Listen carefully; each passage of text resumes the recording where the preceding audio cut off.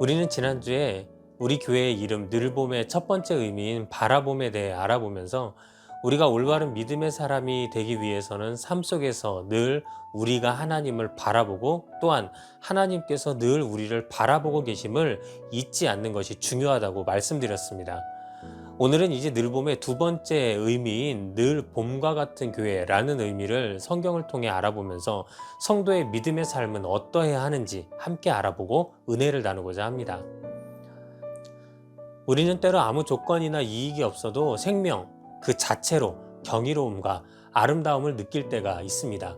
예전 교구를 담당하면서 성도님들과 신방을 가면 그래도 제가 목회자이기에 보통은 저를 중심으로 모든 모임과 이야기가 진행되곤 합니다. 그래서 함께 하신 성도님들은 저의 이야기를 들으시려고 노력하시고 또 자신들의 이야기를 저에게 전달하기 위해서 노력하곤 하셨습니다. 어찌 보면 꼭 제가 주인공 같다고 해야 할까요? 약간 그런 느낌을 받을 때가 신방 중 종종 있었습니다.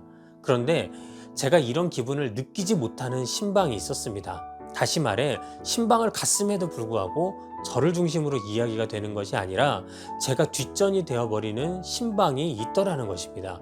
그 신방 중에는 어떤 성도님도 저를 신경 쓰지 않았고 나아가 저에게 자신의 이야기를 전달하려고 애쓰지도 않으시더라고요.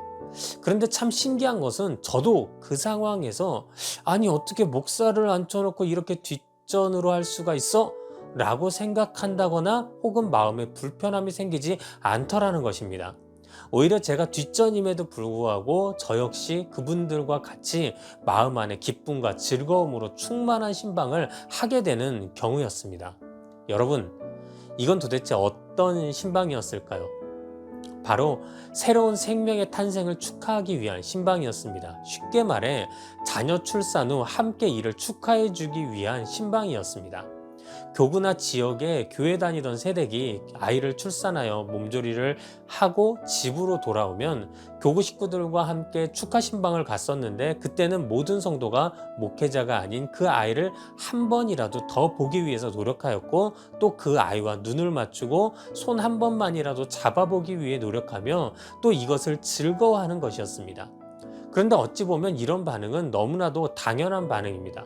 왜냐하면 새 생명은 그 존재 자체로 우리에게 아름다움과 즐거움을 주기 때문입니다. 갓 태어난 아이를 바라보면서 그 아이가 자신의 아이가 아님에도 불구하고 우리 성도들은 그 어느 때보다 함께 즐거워하고 기뻐할 수 있었으며 이는 그 자리에서 뒷전이 된 저 역시 마찬가지였던 것입니다. 이는 사람뿐만 아니라 모든 자연과 생명에도 해당합니다. 집에서 기르는 반려동물이 출산했을 때도, 그리고 씨앗만 있던 화분에 싹이 돋아나기 시작했을 때도, 메말랐던 나무에 잎이 파릇하게 돋아나기 시작할 때도 우리는 이런 새 생명의 탄생 앞에 동일한 아름다움과 마음의 평안함 그리고 즐거움을 느끼게 됩니다. 그래서 이 생명의 탄생이 깃들어 있는 봄을 사람들은 더욱 기다리고 또 기대하게 되는 것 같습니다. 시인이신 이혜인 수녀님의 시 중에 봄이 오는 길목에서 라는 시가 있습니다. 잠시 시의 내용을 소개해 드리겠습니다. 하얀 눈 밑에서도 푸른 보리가 자라듯 삶의 온갖 아픔 속에서도 내 마음엔 조금씩 푸른 보리가 자라고 있었구나. 꽃을 피우고 싶어 온몸이 가려운 매화가지에도 아침부터 우리 집 뜰 안을 서성이는 까치의 가벼운 발걸음과 긴 꼬리에도 봄이 움직이고 있구나. 아직 잔설이 녹지 않은 내 마음의 바위 틈에 흐르는 물소리를 들으며 일어서는 봄과 함께 내가 일어서는 봄 아침, 내가 사는 세상과 내가 보는 사람들이 모두 새롭고 소중하여 고마움의 꽃망울이 터지는 봄. 봄은 겨울에도 숨어서 나를 키우고 있었구나. 아마도 우리가 봄을 기다리고 봄을 즐거워하는 이유가 바로 이 시에서 나온 것과 같은 그런 마음들이 모든 사람의 마음속에 있기 때문이 아닐까 하는 생각이 듭니다. 즉 모든 것이 죽은 것 같이 꽁꽁 얼어버린 혹독한 겨울을 지나 생명의 싹을 내어놓는 그 봄을 보면서 우리 역시 내 삶의 고난 그리고 죽을 것 같은 어려움에서 이 봄과 같이 또 한 번 희망의 빛을 바라보게 되고 결국 다시 한번 살아갈 용기와 생명의 힘을 얻게 되는 것입니다.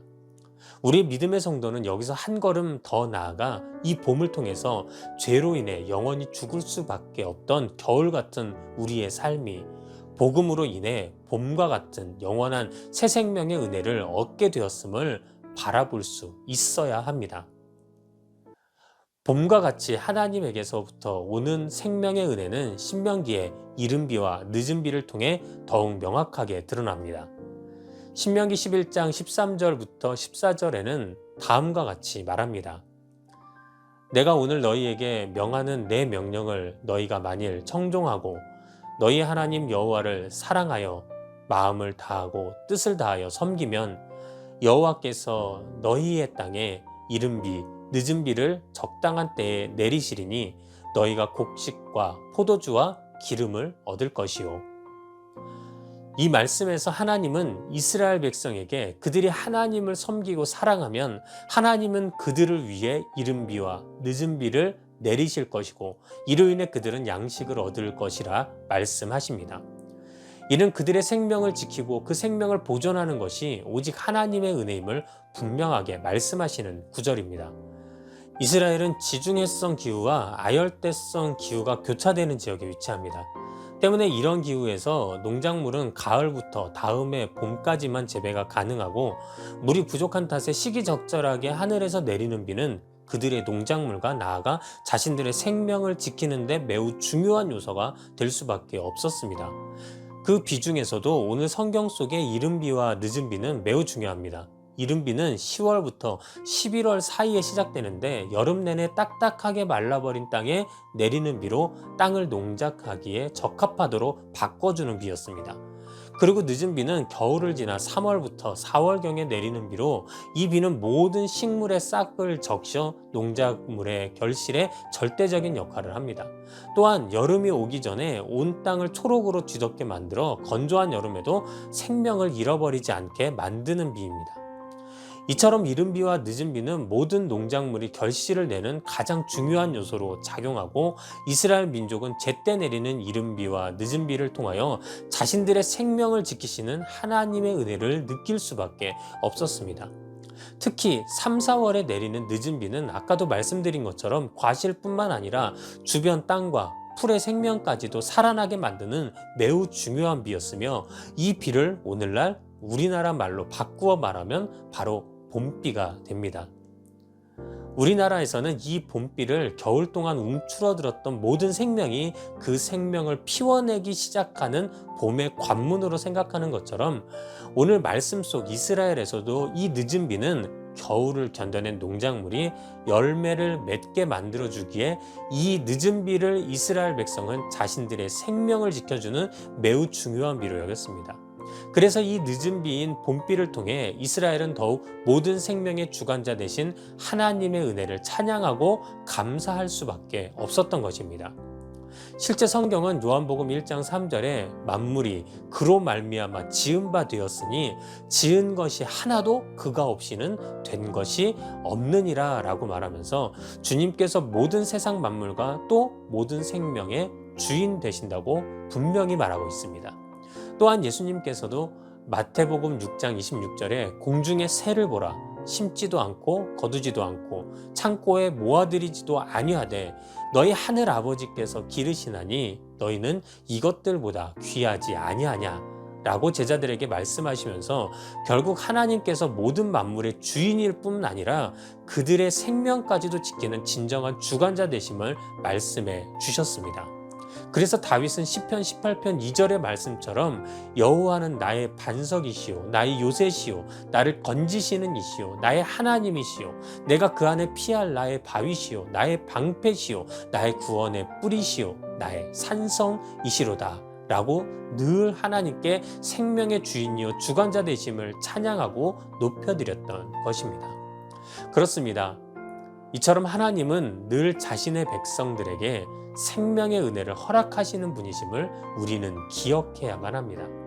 비록 겨울과 같이 우리의 삶이 움츠러들어 다시는 소생할 수 없을 것처럼 느껴진다 하여도 주님께서는 우리의 삶을 반드시 풍성한 생명으로 채우시는 분이심을 우리는 믿어야 합니다.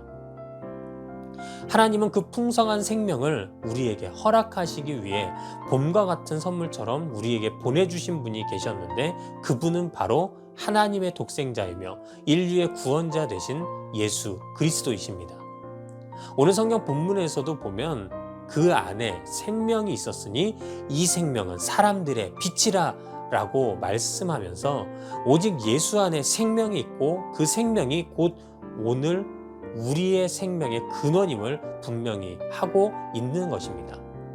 또한 예수님께서도 요한복음 10장 10절에 도둑이 오는 것은 도둑질하고 죽이고 멸망시키려는 것뿐이요 내가 온 것은 양으로 생명을 얻게 하고 더 풍성히 얻게 하려는 것이라 라고 말씀하시면서 자신이 이 땅에 오신 목적은 우리에게 생명을 풍성히 주기 위함임을 분명히 하셨습니다. 이처럼 예수 그리스도는 하나님께서 우리에게 봄과 같이 보내주신 생명의 은혜요 빛임을 우리는 잊어서는 안 됩니다.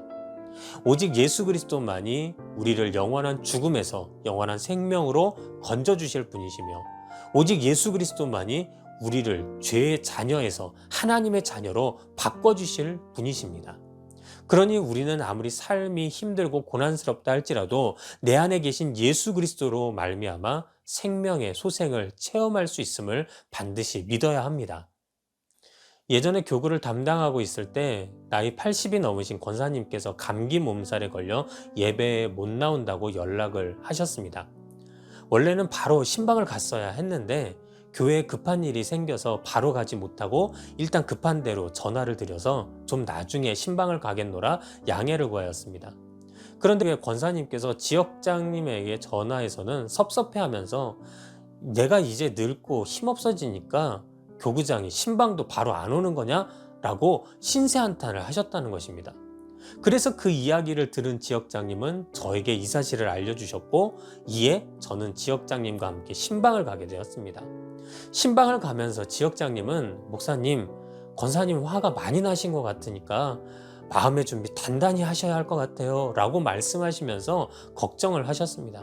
그런데 정작 권사님 댁에 도착했을 때 저희는 놀라지 않을 수 없었습니다. 왜냐하면 권사님이 저를 보시고는 편안한 얼굴로 아유 목사님 바쁘신데 죄송하게 여기까지 오셨어요. 그냥 기도만 해주셔도 되는데 라고 말씀하시는 것입니다. 그래서 저와 지역장님이 너무 의아해하니까 권사님께서는 제가 신방 오기 전까지 본인에게 있었던 일을 말씀해 주시는 것입니다. 권사님 말씀에 처음에는 몸도 아프고 교구장과 지역 식구들이 바로 신방도 오지 않아서 막 화가 나더랍니다. 그래서 나중에 혹시 신방 오면 가만히 있지 않으리라 다짐을 하고 계시던 중 몸이 좋지 않아 깜빡 잠에 들었는데 주무시다가 인기척이 들려 잠에서 깨어난 순간 권사님은 깜짝 놀랄 수밖에 없었다고 합니다. 왜냐하면 그때 주무시던 방 한 모퉁이에 예수님이 서 계신 것을 권사님이 본 것입니다. 방 한쪽에 서 계시던 예수님은 아무 말씀 없이 그냥 권사님을 지그시 바라만 보고 계시더랍니다. 그런데 권사님에게 예수님의 마음이 전해지기 시작하는데요. 그 마음에 내가 이렇게 항상 너의 옆에 있었는데 너는 왜 나를 보지 못하고 교구장과 지역 식구들이 바로 오지 않는다고 화만 내고 있니? 내가 너와 늘 함께 할 것이고 널 지키고 회복시킬 것이다. 그러니 이제는 마음에 평안함을 가져라 라는 마음이었다고 합니다. 그리고 권사님은 다시 잠에 드셨고 신기하게도 이후 저희가 도착했을 때는 몸에 아픈 것이 다 사라지고 더욱이 그 마음에 그래 예수님께서 늘 나와 함께 하시는데 내가 왜 그동안 화만 내고 있었나 하는 생각이 들면서 그동안 불편하고 분노하던 마음이 사라지고 이내 마음에 평안함이 왔다고 하시는 것입니다. 그래서 걱정을 안고 갔던 그 신방이 오히려 주님의 큰 은혜 속에서 서로에게 너무나 큰 위로와 소망이 되는 귀한 신방이 될 수 있었습니다. 그렇습니다. 우리는 늘 예수님만 있으면 됩니다. 예수님 한 분만으로 나는 만족합니다. 예수님이 좋은 걸 어떡합니까? 라고 기도하고 찬양합니다. 하지만 정작 우리의 삶을 되돌아보면 언제 내 옆에 예수님이 계셨는지 생각조차 안 날 정도로 우리는 매일 다른 이유로 인해 화내기 바빴고 시험 들기 바빴고 좌절하여 낙심하기 바빴던 나를 발견할 때가 너무 많이 있습니다. 이때 우리가 꼭 기억해야 할 것은 우리가 분노하고 걱정하고 좌절하고 시험 든다고 절대 나의 문제가 근본적으로 해결되지 않음을 기억해야 하는 것입니다. 아까도 말씀드리고 또 권사님의 이야기를 통해 우리가 알 수 있듯이 우리가 올바른 믿음의 성도라면 우리는 문제 앞에서 우리의 생명을 더욱 풍성히 채우시는 예수님을 붙들기 위해 기도하고 예배하며 주님 앞에 나아가야만 하는 것입니다. 그럴 때 우리 마음 안에는 진정한 평안함이 오게 되고 그동안 나를 힘들게 하던 문제는 주님의 도우심으로 해결됨을 경험하게 되는 것입니다. 사랑하는 여러분, 이제 말씀을 마치겠습니다. 봄은 하나님께서 주신 생명을 품고 있습니다. 모든 것이 얼어 죽은 것 같았던 겨울의 고난을 뚫고 봄은 언제나 그랬듯 다시금 우리에게 생명의 새싹을 피울 것입니다. 마찬가지로 하나님은 우리에게 그 풍성한 생명의 은혜인 예수 그리스도를 허락하셨습니다. 그리고 예수 그리스도를 통해 우리는 우리 능력으로 누릴 수 없는 구원이라는 하나님의 은혜와 풍성한 생명을 얻게 된 것입니다. 때문에 성도의 삶, 나아가 교회 공동체의 삶은 바로 이렇게 예수 그리스도로 인한 풍성한 생명의 봄이 넘쳐나는 삶이 되어야만 합니다. 이로 인해 믿음의 성도는 세상에 그리스도의 향기가 되어 그 생명을 나눌 수 있는 자가 되고 진정 하나님의 자녀요 예수 그리스도의 증인으로서의 삶을 살게 되는 것입니다. 바로 이것이 우리 교회의 두 번째 늘봄의 의미입니다. 바로 이를 기억하시고 예수 그리스도로 인한 생명의 봄을 통해 풍성한 생명을 누리시는 또 그 생명을 나누시는 우리 모든 성도님들이 되시길 주님의 이름으로 축원합니다. 기도하겠습니다. 하나님, 오늘도 부족한 종이 주의 말씀을 전했습니다. 오직 이 말씀을 통하여 주님의 영광만이 드러나게 하시고 하나님의 역사만이 또 주님의 사랑만이 주님 앞에서 우리 모든 성도들에게 증거되게 하여 주시옵소서.